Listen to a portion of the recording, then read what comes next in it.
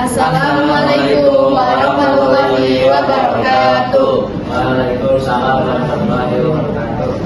Jadi kami di sini itu untuk membagikan hasil kerja kami dan mempresentasikan apa itu web server. Iya. Sebelumnya ini memperkenalkan diri, nama saya Reza Lagi. Nama saya Muhammad Nabi Ardiansyah. Nama saya Rita Pindah. Nama saya Masya Zainal Jael. Langsung saja kita ke bagian pertama. Yang pertama, pengertian web server. Web server adalah sebuah software yang memberikan layanan data, berfungsi untuk menerima permintaan HTTP atau HTTPS untuk dari klien atau kita kenal dengan web browser seperti Chrome atau Firefox. Selanjutnya, ia akan mengirimkan respon atas permintaan tersebut kepada klien dalam bentuk halaman web. Selanjutnya ada fungsinya. Yang pertama, membersihkan berbagai cache yang terdapat pada penyimpanan serta semua dokumen yang sudah tidak terpakai lagi.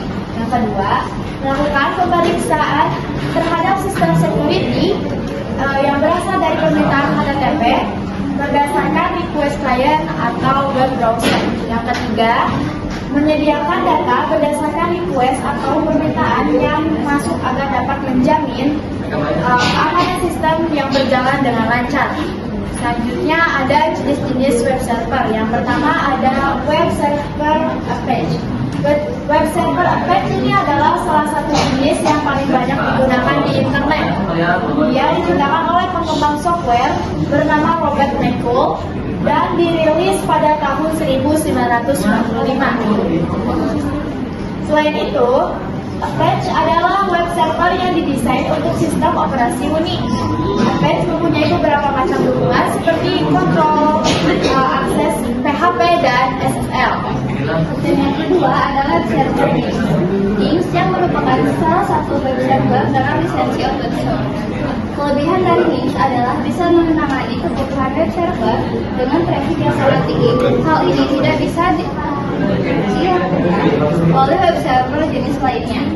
Nix juga bisa mengedepankan performa, kemudahan, dan kecepatan. Dan yang ketiga adalah web server IIS. Web server IIS atau Internet Information Service adalah web server yang bekerja pada jenis protokol seperti DNS, TCP atau IP, atau beragam software lainnya yang berguna untuk merangkai sebuah situs web. Dan yang keempat adalah website link HTTPD.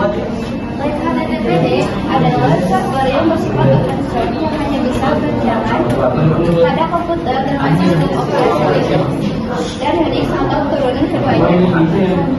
Kelebihan dari link HTTPD adalah bisa memacu CPU yang dinilai lebih efisien.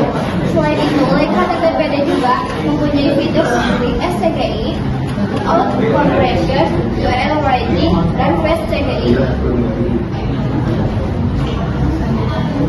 Selanjutnya adalah langkah konfigurasinya. Pertama kita login dengan akun, lalu klik nano kunci, saja dan password dan interface. Dalamnya kita hapus auto tempat dan berarti menjadi auto repost di IPS repository. Kita lagi jajakannya menjadi static. Lalu tambahkan addressnya. Saat ini 1.2.8.20.10. Lalu tambahkan yang plus 2 itu 1.2.25.5. Selesai kita membaca jawaban itu. Lalu untuk masuk ke bagian untuk setup itu ada saja dan kita akan konfirmasi restart. Setelah tidak ada lalu kita masuk ke bagian untuk penampilan musik pada program APT seperti Israel, seperti aktifan. Seperti ini kita pilih, lalu masukkan ini yang pertama. Lalu kita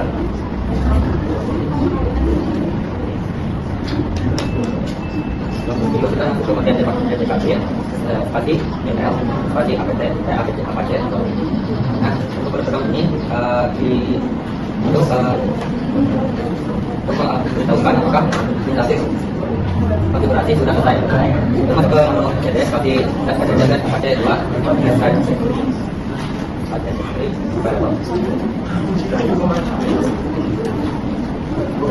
di pusat. Dan bagian seperti ini kita ketika untuk yang akan buat teman pada program CPS tadi atau di bawah.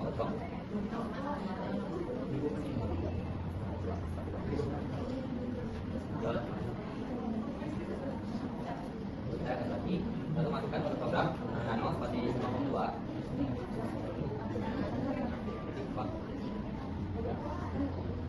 Bagian ini kita masuk ke server admin. Nah, untuk server admin ini kita masukkan email pribadi. Kita email pribadi kita ini juga.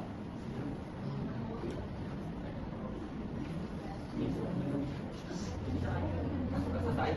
Kita keluar dari menu paket tadi menggunakan Ctrl X.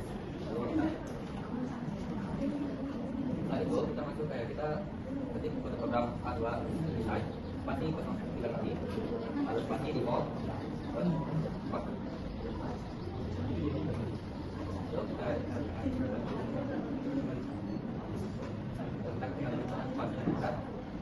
itu masukkan lagi pada contohnya A2 design pasti nomor 2 dan teruskan aja lalu kita ketik ke kode programnya yang nama pasti indeks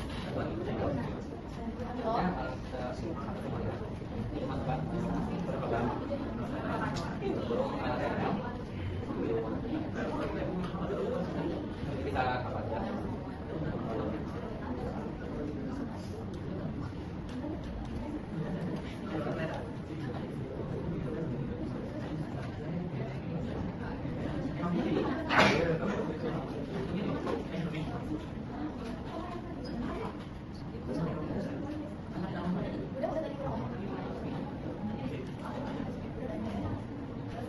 kita masuk ke bagian melihat programnya itu yang menggunakan program EDC dan apa C2 data. Lalu kita masuk ke bagian networknya buat yang dari luar.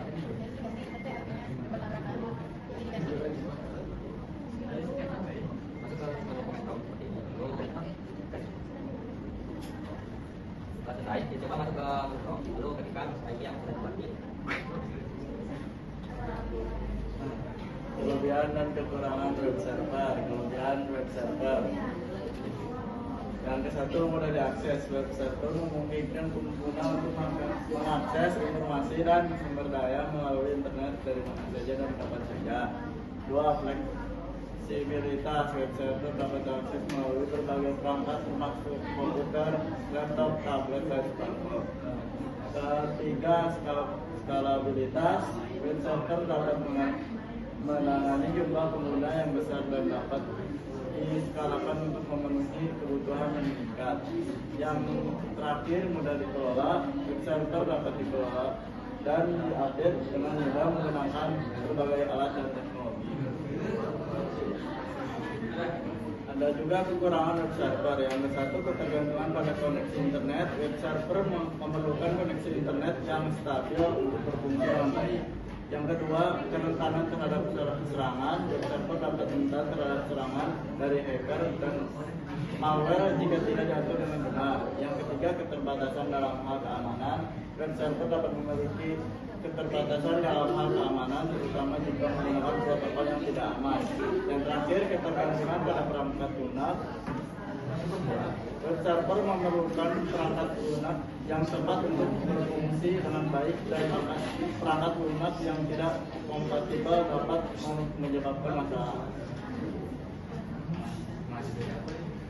Jadi kesimpulannya, web server memiliki peran penting dalam mengendalikan proses kerja dari sebuah website. Tanpa adanya web server, kamu tidak bisa melakukan permintaan data apapun pada suatu halaman atau web browser. Ada pertanyaan? Ada. Tampaknya sudah tidak ada. Kami tutup saja. Terima kasih.